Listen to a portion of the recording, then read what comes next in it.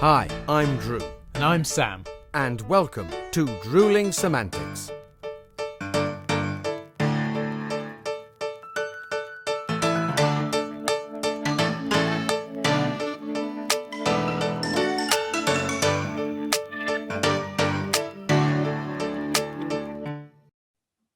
Hello, we're back! How you doing, Drew? Back. Yeah, We are back. Well, mate. What? Mate, it's great to be back. Season 2, we're kicking off. But I just got to ask, Yeah. have you been in court? Have you been defending someone or defending yourself?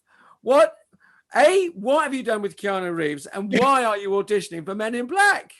Mate, look. It is a brand new season of Drewling Samantics. We are back with a bang. And I thought, welcome in the season with a new, fresh look. Do you not approve? Yeah, I mean, I had a bit of a haircut for you know, just a trim and that. But I mean, no, you're looking good. The hair looks great. Thank you, The suit, the whistle and the tie, it suits you. It's very clean cut, very you know, I just making me feel very underdressed in me. You know, a plain blue shirt, mate. Oh no! Well, one of us had to make an effort, and I thought you won't. So here we are, and Right. even my background. Look at that, eh? Trimmed hair, and you got undergrowth, palm trees in the background. Yeah.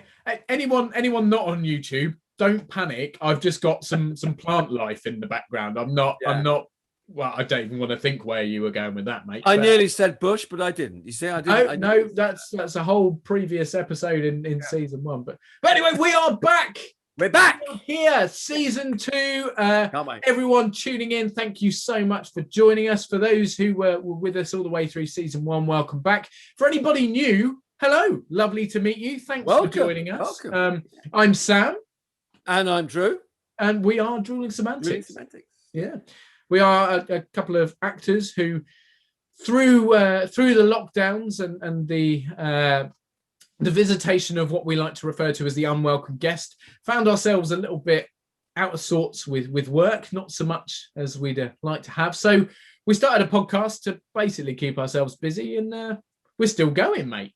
15 fabulous episodes later, here we are in season 2. Brilliant stuff. Yeah. It was great fun, but I have to say the things we've got planned and the stuff we've got lined up for season 2, season 1's going to pale in comparison. Not that you should go back and check it out if you haven't already. Please do go back and have a listen or have a watch of some of our previous episodes. There's lots of great content, but no, season 2, lots of great stuff coming. I cannot wait, mate. Cannot wait.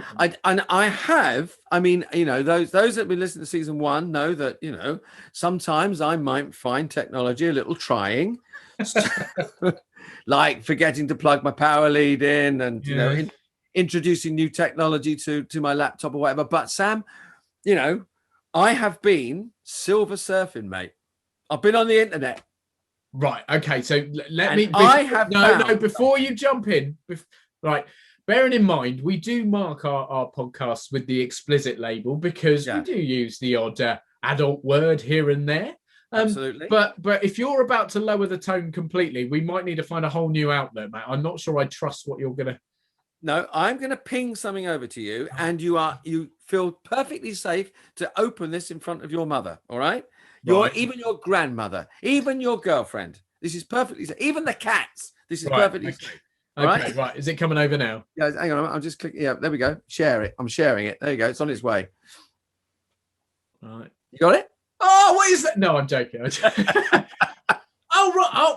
Oh, I see. Yeah, you see? You have been surfing, and you found, for previous listeners, watchers of Drewling Samantics, we did fairly early on in season 1, didn't we? Actually, there was an episode where we'd found this list of questions, which basically told a bit more about us. So some interesting stories and anecdotes and funny little quotes and things from our careers and interesting things that people may not know about us. And it appears you found another one, mate. I have. This is a list of faves, of favorite things that you know, places, plays, shows, whatever that we've done during our varied careers. And I thought it might be fun to kick off because they met that. Hopefully, I mean, we've got new listeners, but even for our old listeners and subscribers, this is something, you know, they may not know about us. So I thought we could have a go at this. I mean, they're very gentle, they're very harmless. And I think you'll enjoy this, Sam. I think it's a cracking idea, mate. But I have to say, we're in episode 1 and we've already had a bit of a faux pas because we haven't done the most important thing. And our regulars will know the most important thing that we do every episode. Are you locked and loaded? Are you cracked open and ready for consumption? There we go, my friend. There we are. There we go. As am I. So everyone at home, please do join Drew and I as we pop open a beer. Pop. Here's to season 2. Don't get that down the suit. Look at that. Decorating myself. That one was obviously shaken up in the box. But yeah, cheers, everyone. Welcome to season 2. Drew, lovely to see you again. And you, mate. Now, you'll notice, Sam, that this is a low alcohol beer. Because you're back on the non-alcoholics. What have you done now? I've had a nice week this week. I've done a little. I've had a couple of self tapes, and I've been busy putting some stuff together, writing bits and pieces. But I have tonight my first live interactive show of the year. So and I've got to drive off. So I've got my low alcohol beer. There you go. Superb. Well, congratulations, mate, on being back to it. And how's your week been? I've told you mine. How's your week been? Yeah. So I've had a really busy week, and it's lovely. It's been far too long with limited work and not too much going on. But no, this week has been very busy, and I couldn't be happier. So bit of voiceover work and editing this week, as I tend to do quite a lot of. Also had an incredible photo shoot yesterday. I can't say anything about it yet because it's still in the post-production stage. But once that campaign is launched, I will be sharing it everywhere. And it was so much fun to do. So excellent. A really, really unique, abnormal, but exciting and fun photo shoot. So that was great. And I've also booked my first live action theatre immersive show of the year. Nice. It's not this week, but I've been in discussion with the agents this week. So, yeah, it looks and I'm not going to jinx it, but it looks like life is certainly starting to resemble what we've missed and what we've been waiting for. Well, it's been a long time, hasn't it? So it is nice to get back to some semblance of normality. Let's keep our fingers crossed for that. But indeed, let's not forget what I whizzed over to you. Well, yes, absolutely. We had a bit of a segue there. That was thinking time, wasn't it, Sam? That was thinking time. Yeah. Yes. I don't know what I'm going to ask you. What are you thinking about? I haven't asked you anything yet. Well, no, that's true. I can see what your questions are, and I think, I mean, they might take a little bit of a rack in the brain, but I think I can come up with. So go on, let's open it up. Hit me. What is the first question you're going to ask? And let's first question I'm going to ask is. It's probably one that we get asked a lot, but what is the favorite role that you've ever played? Okay, so and are we talking it's in a play you're going to go straight play. So in a play, so I've mentioned before in previous episodes a couple of times I've been lucky enough to do The Importance of Being Earnest, which is a lovely play, and I played the lead, if you like, Mr. John Worthing, and it's just a fabulous role to play. There's lots of twists and turns and things going on, lots of very dry, snooty upper class comedy. I just think it's great, and the fact that I've done it twice probably suggests that I really do enjoy it. You like it? So I would say for a play, John Worthing or Earnest, or however you want to look at him, in The Importance of Being Earnest. Do you want me to do musical? No, well? I'm gonna ask you then, because I know you've done lots of musicals. I know musical theatre is one of your my bag. Big loves, your bag. So what's your favourite role in a musical then?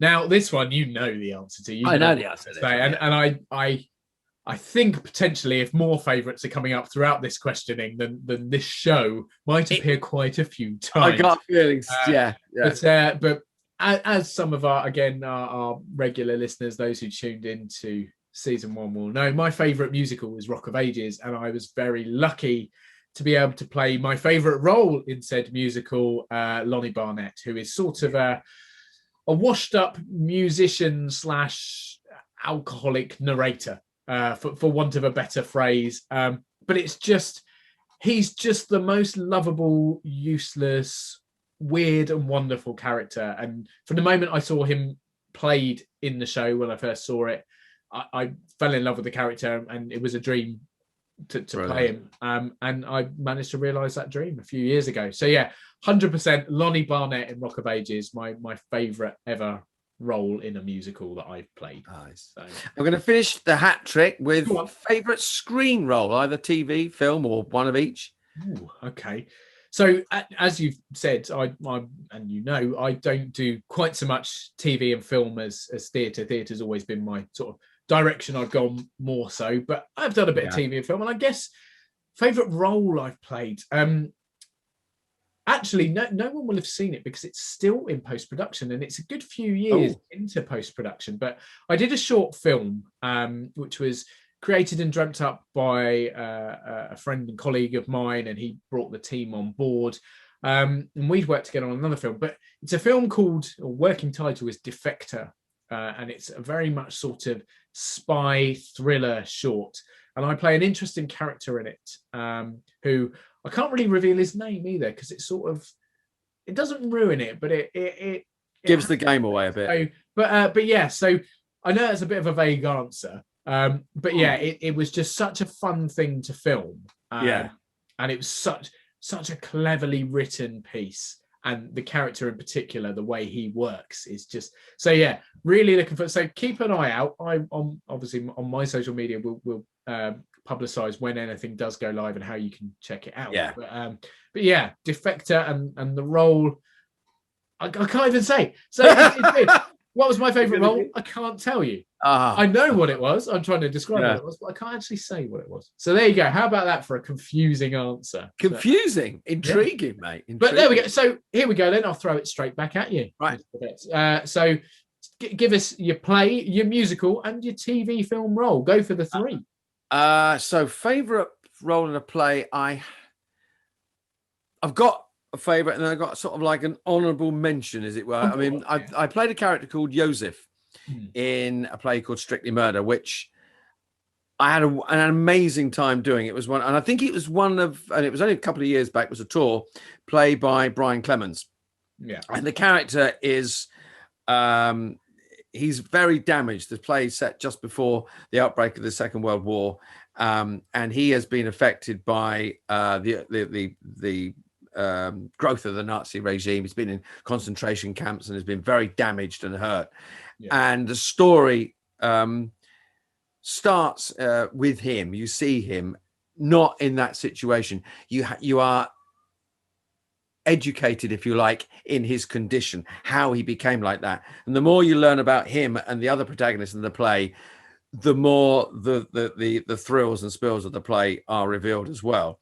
So, but his backstory is quite immense, and we did loads of research into this, and I just remembered it. I mean, it's in the running time of the play, it's a very small role, but it has such a big effect, and it has such a big emotional effect on the audience. Yeah, that I love doing it, because you could feel the laughter, and then the sort of sharp intake of breath when they went, "Oh, we really shouldn't be laughing at that." Yeah. And it was lovely, and it was I loved getting, and I did lots of research, and I just loved playing that role. So, would I be right in thinking, is this the one that's been developed into a film? Yes. So this is the one that previously mentioned in other episodes. Yes, it has been written. Yeah, and we've got a trailer out at the moment for it. So On the Edge of Darkness will be the movie. So, but it was just one of those all-encompassing roles that you think, I could do this. You know, we toured for 5 months or so, and I thought I could do this for 5 years. I just love playing this part, you know. Yeah. I've not done as many musicals as you have, but I did one of the plays. One of the first musicals I ever did, and you're gonna love it. I played Cowboy Number 3 in Calamity Jane, which was an amateur musical. When I was very young, I was about 16, 17, and it was the first time I'd sung on stage. So that was Cowboy 3. He turned up in lots of scenes. He was Cowboy, he was drunken Cowboy 3. He was Cowboy 3 at the dance, but he was always referred to as Cowboy 3. There were 6 of us, 1 to 6, and I was number 3. And I think it has to be my favorite part because that was the first time I'd done a musical, and I absolutely bloody loved it. Really did. I like it a lot, mate. That's really cool. So yeah, go on, finish your trio then. My favorite film, TV. Yeah. I think it'd have to be Ambulance. It'd be the first time I did a television program. I played an ambulance man in Eastenders. So yeah, that'd have to be my favorite TV or film role because it was the first one. Yeah. It's in Eastenders, just one episode. Worked with some lovely actors, and they were all immensely kind. And I just remember it. And it was one of the biggest episodes of Eastenders because Anita Dobson playing.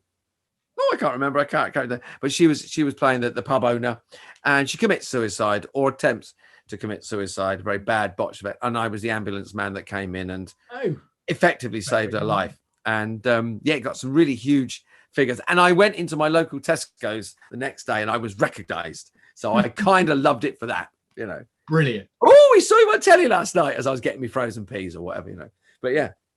Well, I mean, mate, you were famous at that point, so it must have been Petit Pois. Oh, I like where you're coming from. Not your common garden peas. Come on now. No, mate. No. I've been in EastEnders. Yes. Base. BBC peas. Yes. BBC petty peas. Yeah. I'm going to ask you now then. What is your favourite? Not that you've been in, but do you have a favourite play that you've seen or watched, or maybe you've been in it? I don't know. Well, I suppose you could probably answer both. So play. Yeah, what's your favourite play you've been in? Then not necessarily role. Yeah. Go on. So steering away necessarily from individual roles, you're talking about the play as a whole. Okay. So again, my focus really not my focus in my career, but I've done more musical theatre, but I have done quite a bit of straight theatre. And I'd say probably my favourite play I've been in would be a play called The Safari Party, which is... I've never heard of that. And I can't for the life remember who wrote it. Who did Calendar Girls? Who wrote Calendar Girls? We're going to look really awful now. We're going to look dreadful because we don't know. I honestly don't know Calendar Girls. It'll come to me in a bit. Tim Firth did the music, I think, for Calendar Girls. Calendar Girls, yeah. Who wrote it? That's awful. It'll come to me in a bit. But anyway, so the same writer wrote a play called The Safari Party. And for anyone that's never heard of the term, and I hadn't when I first heard about the play, it refers to neighbours getting together. And it's a little bit like Come Dine With Me. Not quite, but basically, you have 3 families or 3 households, and they go to one house for the starter. Then they all up and leave and go to another house to have their main meal. And then they all up and leave and go to a third house for a dessert. So each of the families or each of the households creates a course and hosts that particular course. And I think it was popular sort of 70s, 80s potentially. And my mum and dad used to do it. There. On a Friday evening, they did that. Yeah. I never knew that was called that. But yeah, so it's called a safari party, apparently. Wow. And I think it was quite popular in the north more so than the south. But again, but this play is all about a safari party, so 3 households getting together and doing that. But the story focuses around an antique table and the history behind it and how it's become what it is and the story. And it sounds like the most surreal thing ever, but it is an absolutely hilarious play, beautifully written, very, very clever. And I just had a blast doing it. It's such a lovely, lovely piece of theatre that great. Yeah. Really, really enjoyed it. So that's probably my favourite play I've been in. I think I know what you're going to say for your favourite musical. So I will go honourable mention as you did. So Rock of Ages is going to be my favourite. It's been my favourite musical for forever since I saw it. So being able to be in it, particularly in my favourite role in musical theatre as well, was an absolute honor. And also the team I was working with, the whole cast and crew were just so brilliant, and it was such an incredible experience. So that 100% is my favorite musical I've been in. However, I will give an honorable mention to The Full Monty, and that one's likely to be mentioned again at some point as well. But maybe. That one, because it's a beautiful story, aside from the obvious, it's funny, it's guys stripping and they're not very good, whatever. Yeah. But there's also some real undercurrents of sort of family struggles and love and death and passion. And yeah, it's a wonderful, wonderful show to be part of. But also the camaraderie, and I've said this before in other episodes, the camaraderie you develop with those other guys, it really does make you a tight-knit unit, and you go out there every night on stage as a proper team, or as a family, if you like. Yeah. So that's an honorable mention. But yeah, I probably would have to err on the side of Rock of Ages again. Sorry. That's all right. And I guess so. We're going hat trick again, are we? So yeah. Film, TV. Film and TV. I guess Defector would be up there again, because it's such a clever piece of film, and I cannot wait for it to be released. But the other one I'm going to say is a film called Holmes and Watson, which didn't do well with the critics, shall we say. Let's kind of leave it at that. But if you only have to Google it to find out, it wasn't very, very popular in the media or in cinema world, regardless. But that was my first big sort of Hollywood / UK blockbuster style movie, like big budget, big names. And it was the first time I'd had a speaking role in something that big, albeit a very, very minor speaking role. But also I got to work opposite John C. Reilly, who was incredible. Amazing. And obviously Mr. Will Ferrell, because they tend to come as an incredible partnership. And they were playing Sherlock Holmes and Dr. John Watson. And yeah, so to work with them was just unbelievable. Like seeing them hone their craft on screen, and just knowing how incredibly talented they are. Yeah, so I think that, and to top it off, I'm also in the trailer, which is quite cool. Nice. So that one would probably be my answer for TV film, just because it's quite symbolic for me and my career. Yeah, I understand. Yeah. Right, coming straight back at you then. Your favourite play that you've been in, your favourite musical you've been in, and your favourite TV or film that you've been in. Favorite play I've been in. It's difficult to separate it from the favorite role I played, which is Strictly Murder, because it was a great play. I just loved doing that so much, that play, Strictly Murder, and particularly as it's going to get, hopefully, fingers crossed, a second life as a film. Yes. It's been kind of important. There is an honourable mention that I did another play. Used to do a series of plays at Nottingham Theatre Royal, a thriller season, Colin McIntyre thriller season. Yeah. Weekly rep, a season of 5-6 plays. One a week, and we did one, which is a challenge in itself, learning a play whilst doing a play, whilst rehearsing a play, performing a play. Yeah, it can mess with your head a bit. But we did a play called Dead of Night, and I played a character called Jack Lynn, and the play is set in an evening, and Jack is celebrating having gotten off of a crime. He shot someone who broke into his house, and he gets away with it, and his celebration and his arrogance and cruelty slowly ruins this evening. This evening falls apart between him, his wife, and their neighbours. And it has a stunning ending. It has a real shocking ending. And I know another really great play that I did, but I can't separate the fact Strictly Murder is one of the plays I've just enjoyed so much. Enjoyed doing it. I think that's going to be sort of a theme for this, in that I think a lot of stuff will potentially repeat. Things stick with you, don't they? And things that, you can't lose them. I mean, the musical, again, we said it before, I haven't done as many musicals, but I did a production of Pippin when I was at drama school, and brilliant musical. Yeah. And again, I learned so much from that, because I watched people at drama school that were good singers, that were good musical, and you could see that's where they were going. And I watched them work, going, that's great. I love to see my mates. We're all going off into, we were all getting our first jobs or whatever. And some of them are going off, and you think, yeah, I can see why you're doing musical theatre. I mean, I can see why I'm not. But I learned an awful lot from that one. So, and also I still play it now. I haven't got it on a CD or anything. I've got an old cassette, so I could occasionally sling a cassette on and listen to the musical. It was beautiful. It was also my dad's favourite musical. My late father. Oh, excellent. Well, I mean, there's always going to be symbolism in that way as well. Yeah, there is. Things, and everything has a. I mean, my favourite film, I did 8mm 2. Now, 8mm was a wonderful film. 8mm 2 was a good film. It says 8mm 2, but it almost has nothing to do with the previous, except they deal with a very dark underbelly of, you know, people's psyche and society. And we filmed it in Budapest. So it was my favorite film because I was flown out for my scene. And I was picked up first time I was picked up, you know, in a limo at the airport, taken to my hotel. And, you know, we shot the next morning, and I had my first time I had my own Winnebago or caravan. Yeah. It was just the first time you do something like that. You go, oh, this is quite nice. I like all this. I'd like to do a bit more of this. Yeah, I could get used to this. And I think I mean, and then I had a spare morning, and they said, oh, what would you like to do? And I don't know. I've never been to Budapest. I'd like to see it. They went, oh, we'll have a car sent round and a driver.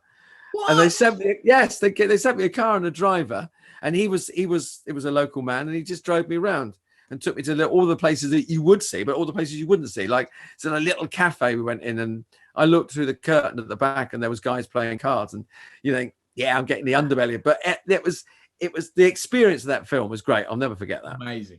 Yeah, 8mm 2. Right.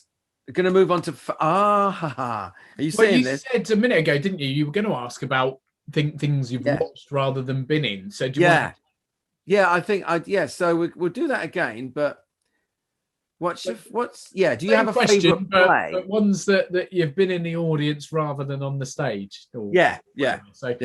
Okay, so I'll split them up then. So favorite play that I've ever watched or seen. I think so. I've probably I can do the old honourable mention as well. Yeah, you can. I will go. My favourite play that I've ever watched, I think, is probably The History Boys. It's just such an amazing play, so well written, funny, sad, exciting. Like, I think it's got a bit of everything. And I think actually that transferred to the film as well. I think quite often I'm not a fan of when plays become films or when musicals become musical films. I know what you mean. And quite often, or the same with books and stuff. I think you can lose quite a lot. But I think the content of the play transferred really well to screen as well. I'm not going to say that's my favourite film, but certainly I think to be in The History Boys is probably my favourite straight play. However, honourable mention, and most people probably won't know this, I'm quite a big Harry Potter fan. Did you know that, Drew? I thought, I knew that. Yes, before to you, but and I was lucky enough to see The Cursed Child, the Harry Potter play, a couple of years back. I've not seen that. If you get the chance, mate, do it, because even if I would say, and people may disagree, but I would say even if you're not a Harry Potter fan, the way the magic is created on stage and the effects they use, and I just think it's phenomenal. I absolutely adored watching it. So it's right up there, but the one that's probably impacted me or I would go to first is History Boys. History Boys. So nice. And then we come to musical, mate, and then, guess what? No idea what you're going to say. No, so and I could go on for ages because I love musicals. I also review, so I get to see quite a lot of plays and musicals. But my favourite musical was Rock of Ages. It was my dream musical to be in, and I managed to do that. I had my dream role in, I managed to do that, and I've seen it in various different countries around the world, depending on where I've been and why, and numerous times, and I adore it. But I will mention another couple as well. I was lucky enough to watch Come From Away long before lockdown, which for anyone that hasn't seen it, it's a stunning music. It's just unbelievable. Go and see it if you get a chance. I think it's coming back quite soon to the West End. If it hasn't, yes, it is. Yes, yeah. But if you go and see Come From Away, it's amazing. And also a couple of others. School of Rock. simply because to be sat in an audience and watching children no older than about 8, 9, 10 doing the things they do musically, acting wise, mind blown, incredible. And I'm a big Andrew Lloyd Webber fan, and he translated the film A School of Rock for the stage, and it works brilliantly. So that's one up there. And actually I'm going to go on for hours now, saying Andrew Lloyd Webber, not the reason I wanted to become an actor, but one of the reasons I wanted to get into musical theatre is my dream was always to play Joseph. So that's got to be in there as well for one of my favourite musicals, because I've seen great musical. It is. Andrew Lloyd Webber is a genius, absolute genius, and I know he's almost become a bit Marmite, hasn't he, in the theatre world? I know a lot of people who love him and a lot of people who hate him. I don't know many that sit sort of in between. No. Sometimes it almost becomes, wrong to like people or to be fans of people. And sometimes, and you think, oh, it's fashionable to dislike someone's work or literally diss their work, and like or loathe him. You can't he changed musical theatre. Along with Cameron McIntosh, they changed musical theatre. And Tim Rice as a lyricist, some very talented people. But so I know I've mentioned a few there, but kind of Rock of Ages is probably the answer. Film and TV, I suppose you could split those up, because I've not had as much involvement in them. I've watched a lot of TV and film. Film, it's got to be Avengers Endgame. I'm not an enormous comic book fan necessarily, but I obviously was very into the MCU, and it just blew my mind that they included so much and did so much, and it was such an amazing piece of cinematic watching. And on the flip side, actually, an honourable mention in that one would probably go to The Dark Knight, which obviously is DC. It's the opposite universe. But I think Heath Ledger's performance in that, just on top of Christian Bale being, in my opinion, the best Batman. But yeah, so that was great. And but again, I could go on for ages. I mean, I love the Oceans films as well. Oceans 11. Yeah, I just say the Oceans. They're just so cleverly written. Very good. And then TV wise, a nice, important but appropriate one. My favourite TV show is probably Only Fools and Horses, which is great, because it's also part of my career now, doing with you and with others. So that would definitely be up there as my favourite TV show. I like that. You can't fault it, can you? Can't fault it. Straight back at you then, mate. Go on then. Hit us with a play, a musical, a film. Okay. Play. It influenced me, and it also had one of my favourite actors in. Was a play called Pravda. It was National Theatre by Howard Brenton. An amazing. I mean, it has an amazing central performance in it by Tony Hopkins. It's just Pravda. It's about the news. It's about a megalomaniacal newspaper owner and press officer. Yeah, it's a long word. I wish I hadn't started that. But it was just one of those pieces you sat there and went, I'm actually in a theatre watching something. It made me appreciate what live theatre was about, because it was just this visceral, disturbing performance by Tony Hopkins within this wonderful play that had so many sort of, at the time, and that was sort of back in the 80s. It had so much to do with the politics at the time, and something I wasn't involved in politics per se, but it was things that affected me, and it spoke very loudly. And it was he sat there and went, God, Howard Brenton must have been really angry when he wrote this. And everything was just really sort of immediate. And it one of those, you went in, I'm going to watch a piece of theatre, and you came out going, just had my mind blown by the arguments, and just the performances were powerful.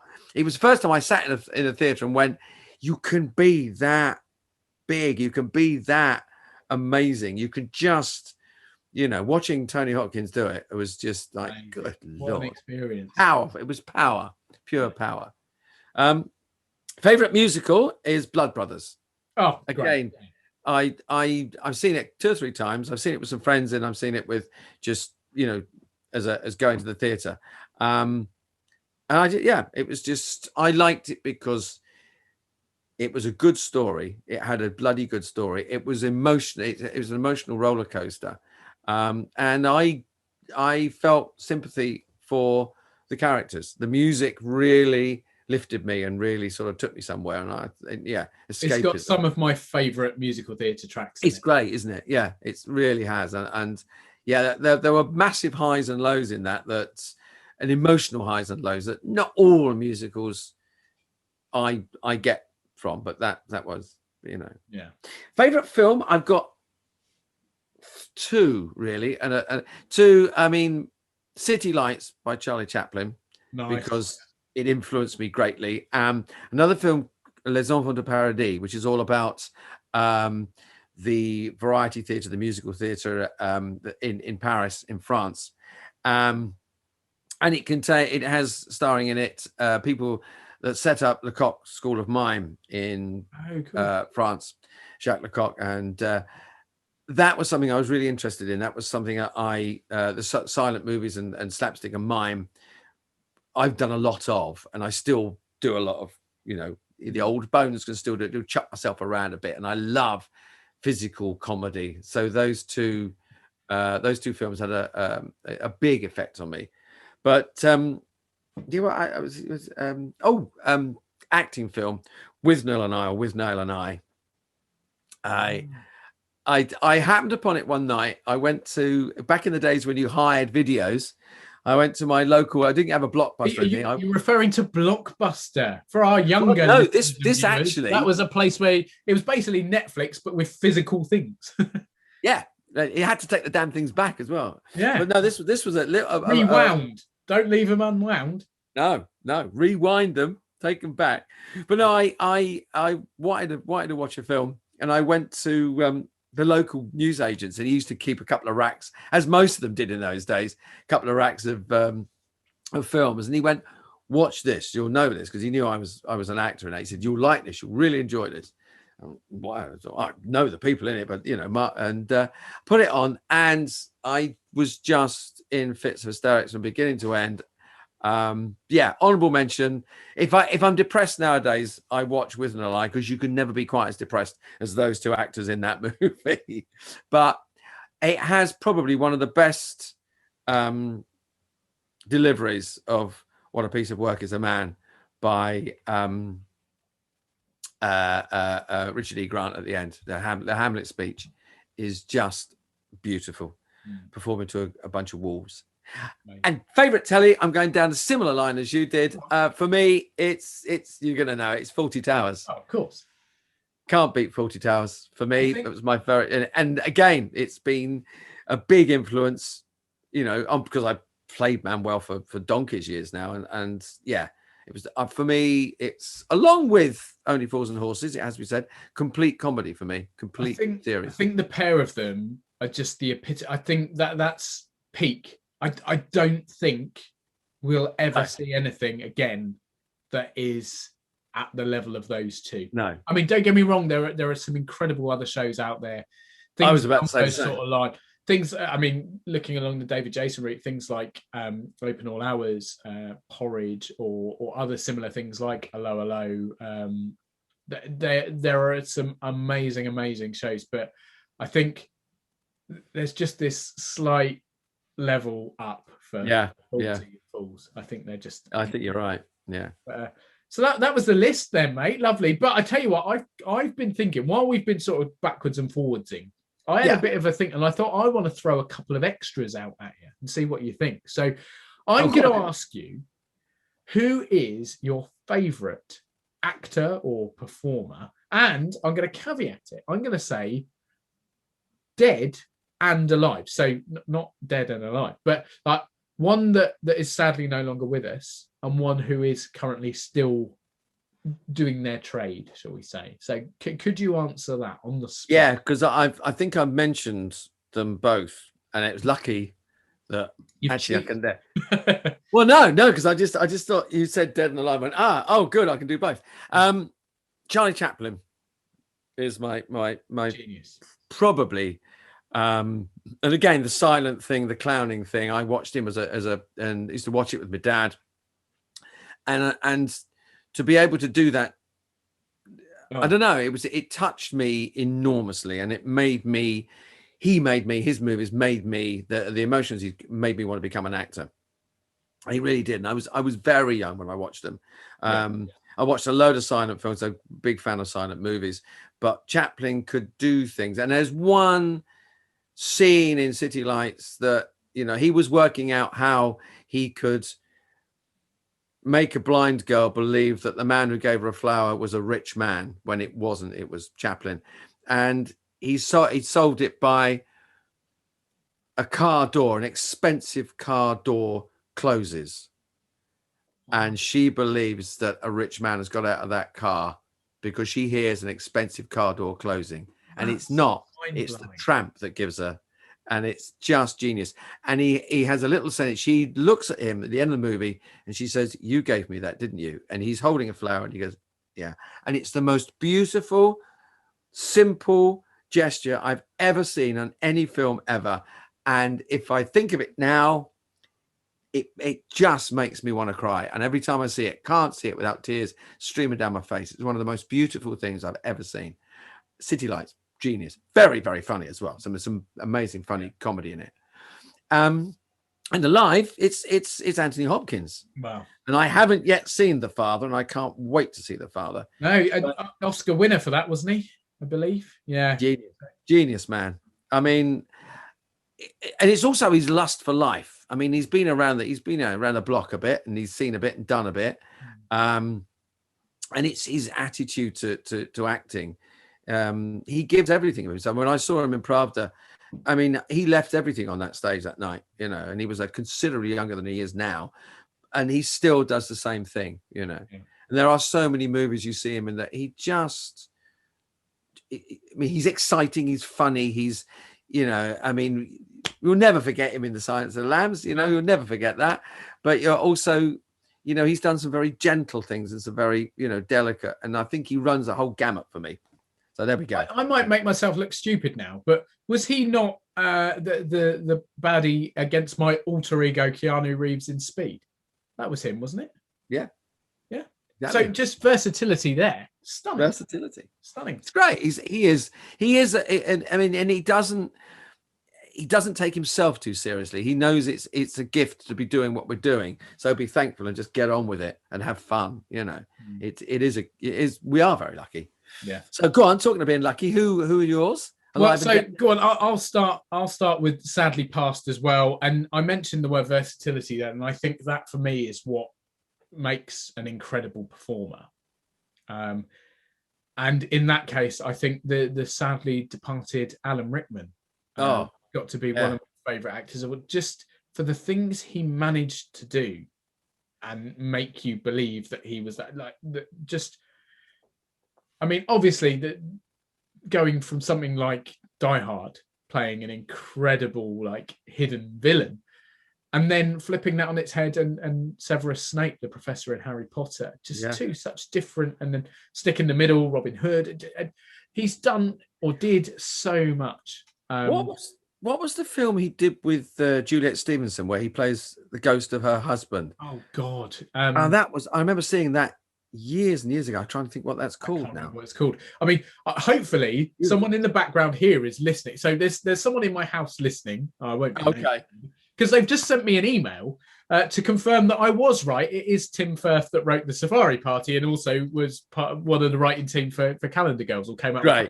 So I was right. I just doubted myself. But if they're listening, we might get an answer to the Alan Rickman as well in a second. I can't remember what it was. But yeah, but also another honourable mention, it's become a theme, Rick Mail. It springs to mind because it was it 7 years ago, a couple of days ago? It's the anniversary of his passing. Some notification of that. But again, just a super, super talented guy, taken far too early. But on the Alive side of things, they're still honing their craft, or still performing. It's a ridiculous one, and people will go, but he's rubbish, but he's an idiot. But Arnold Schwarzenegger, just for me, was a comic genius because he was he still is. Obviously, he doesn't do quite so many films now, but he was able to do the action hero, the big buff kind of whatever, but also things like one of my favorite films of all time, and probably my favorite Christmas film, is Jingle All the Way, and he is absolutely brilliant in that. Unbelievable comedy. And the same with Kindergarten Cop. I love Twins. I like Twins. Twins, yeah. Which apparently they're doing a sequel called Triplets. I mean, Google it. I'm pretty sure Eddie Murphy is the third triplet. That blows your mind. But anyway, so Arnold Schwarzenegger's up there for me just because he kind of went against everything and without being an actor was a really successful, funny, and an enjoyable actor in all his roles.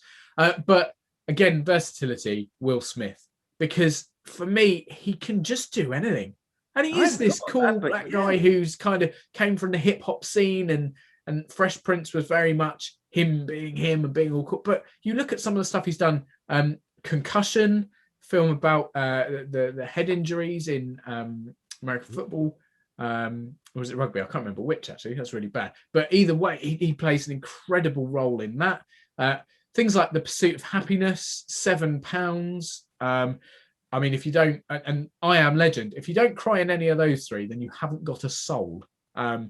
But no, and more recent things like Focus, he played a brilliant role in that. And you actually mentioned Men in Black earlier. Men in Black films were brilliant. So I think he's probably my favorite actor to watch on screen just because he does something different every time. He's taken very seriously as well, isn't he? I mean, people say, okay, Will Smith is a good performer. You don't. There's no arguments. Yeah, but what about that? Yeah, but you just go, no, solid. Yeah, he's the top of the Hollywood tree. Yeah, no, absolutely. But I'll tell you what then. So I know we're probably approaching the point where we should draw things to a close, and we could go on like this for hours, I'm sure. Oh gosh, yeah. I've come up with one more, and I'm sure looking at your face, you've got something else to ask as well. So I am going to ask you, back very much to you and your performance world and your career. What is your favourite venue you've ever performed in? I would have to say, a Nottingham Theatre Royal. Okay. Because it's a beautiful theatre, but it's because I did many seasons there of the Colin McIntyre thriller season with loads of people, and the building, the theatre itself is, for me, it became a theatre home. I'd go there every summer. I'd work there for 6 to 8 weeks with good friends, doing good plays, getting big houses, and getting to know people in the audience. I mean, there was, you'd have upwards of 900 to 1,000 people in an audience, and then people would come back and see you every year, every week. We'd get sent presents from people, T-shirts, mugs. They'd know that the season was opening, and you get cakes left for you. From Mrs. Jackson will be here all season to see you. Here's your coffee and walnut cake. Amazing. But I know every inch of that building, and it's been refurbed a couple of times. It's been repainted, but every time I go into the dressing rooms, I remember, where I sat when I did that particular play. It still is home. I went there a couple of years back and did a couple of weeks there, and it still is very much home. So that's my favorite place to work, my favorite venue to work in. And I've had some really good nights there. I've done some really good plays. I've had some really disastrous nights there.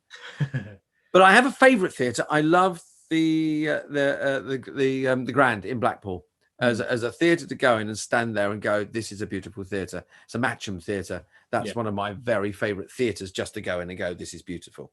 Yeah. You must have some as well.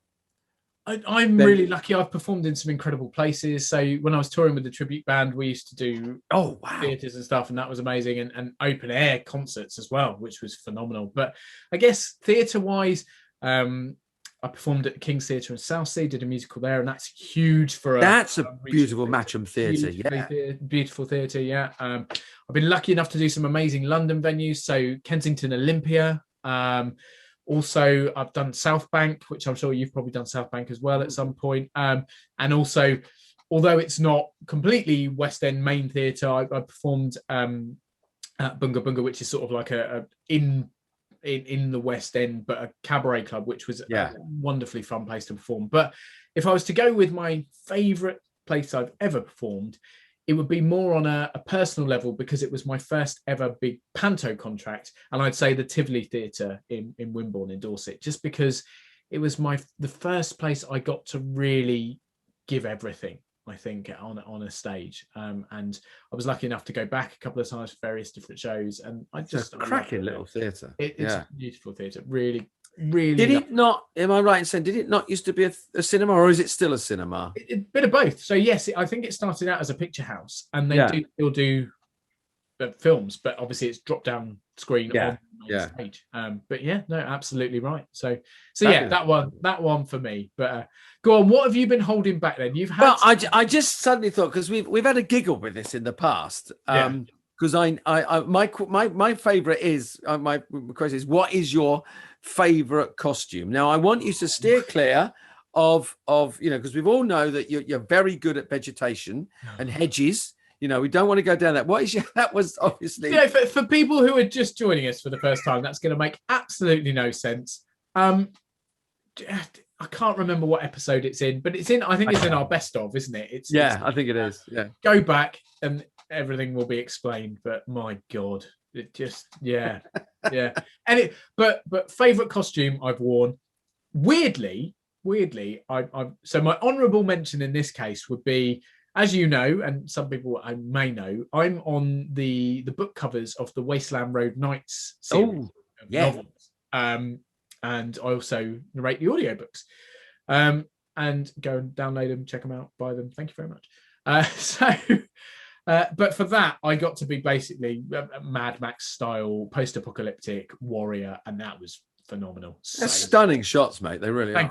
Thank you very much. So love that. But favorite costume on a stage and favorite costume overall, weirdly, would be Full Monty again, simply because it was great fun. And the stories behind. So obviously, it's all sort of velcroed and all very quickly removable, but there were numerous wardrobe malfunctions and whatever else. And yeah, I just think that one for on a memorable level is probably my favorite. Go on, finish us off with yours. I did Panto playing Flesh Creep, and it was one of those costumes you put on. I just thought I feel really good in this, and I had a really nice entrance. I had a long black brocade coat coming right down below the knees, and leather trousers on, leather riding boots. Big black cravat with a big sort of diamante pin in, big tall top hat, and I managed to find some black leather gloves to put on as well. And it was just a really great, and it made you feel like the ultimate villain. And I had an entrance that I used to come on in this great big swirl of smoke as I came on stage. It was just great. And I remember playing that. I was at the Sheffield, the theatre in Sheffield, and then we went to see Oliver, which was playing at the Crucible opposite. And I watched, and I thought, I want that because who's the villain in it, the piece, the famous what name of the character? Bill Sykes. Yeah, the actor playing Bill Sykes had a very similar costume. And he came on, but he had a lift coming up the stage, and it lifted him up in this big plume of smoke in exactly the same costume as me, but he was like playing Bill. And I sat there watching. It was a great performance. I thought, that's it. That's what we're missing. I need a lift. I need to come up on the lift. So you went straight. I sort of came and shoved, right, here we go. Install a lift, please, just for me. But I said, I went back to the stage man and said, can I have a little bit more smoke tomorrow when I come? And he said, you've been to see Oliver, haven't you? But that was my favourite costume. He knew. He knew. He said, you've been over the road and seen Oliver, haven't you? Yeah. What is it about Flesh Creep? When I played Flesh Creep, and weirdly enough, that was my first big role at the Tivoli. I played Flesh Creep in the Panto. I had leather studded sort of necklace and leather gloves, and it's just that character. I think he just suits that kind of villains, right? Who knows? Look at Alan Rickman, how well he wore leather and black, hey? Exactly. The ultimate villain. Yeah. But well, mate, do you know what? That was amazing. I really enjoyed that. I like that. And obviously, listeners, viewers, we are a feature-length episode today. We thought we'd give you a little bit more because it's the first one of season 2. We wanted to come in and be a bang, but actually had no idea that we'd get so carried away with this, and that Drew's surfing the internet would be completely PG. It's been fine. We haven't mentioned anything that we shouldn't, I don't think. No, we're all right. But no, it's been wonderful. And mate, can I just say, what an honor it is to be back with you. And isn't it nice, mate? It's an absolute pleasure. It really is. And I bow to your sartorial elegance. I'm going to have to try harder next time. But no, mate, all joking aside, it is really great to be kicking off another season. Really, really nice. I'm so excited for what we've got to come, including our first guest of the season next week. Next week, yeah. That is something you do not want to miss. So we're not going to throw any spoilers out now, but amazing person with some amazing stories. So really, really excited. Totally. But other than that, thank you everyone for joining us. If you are new, welcome to the Drewling Samantics family. Thank you so much for tuning in. Please do stick with us. If you haven't checked out some of our previous stuff, it's easy to go back. All our details of social media and how you access the podcast or the videos are all coming up very soon if you're watching on YouTube, or if not, they're in the description so you can find us. But please do give us a follow and all that on social media. Check out social media during the week as well, because we do reveal some odd little gems occasionally in that as well. And it keeps, we take it in turns to sort of pop on there and tell you some stuff. So it's well worth checking out. Check us out. And as said, all the previous episodes from season 1 are available as well for those of you that haven't heard or seen them before. Alternatively, those of you that have and want to go back and watch or listen again, please do. 15 weeks of fun. But yeah, no, it feels so incredible to be back. So happy to be back here with my counterpart in his miniature state. Little and larger back on it. Glad I'm dead. I sit here on the sofa of dreams, and now I look to the jungle of joy behind you, mate. Lovely. We've got the sofa of dreams and the jungle of joy. But I will say though that this lovely suit that I'm wearing will not make an appearance next week, because my God, am I sweating? Yeah. Studio level lights and stuff for recording do not mix well with a shirt. I can't speak now. Shirt, suit, and tie. But it was well worth it, mate. Absolutely. Just to make you feel slightly more inadequate than it's done its job. It's worked. It's worked wonders. No, everyone tuning in, thank you so much for being here. Thank you. Absolute pleasure. Cannot wait to be back with you next week and our first guest of the season. Yay! Have a good week, everyone. Mate. Have a lovely week. We'll see you soon. Take care. Cheers.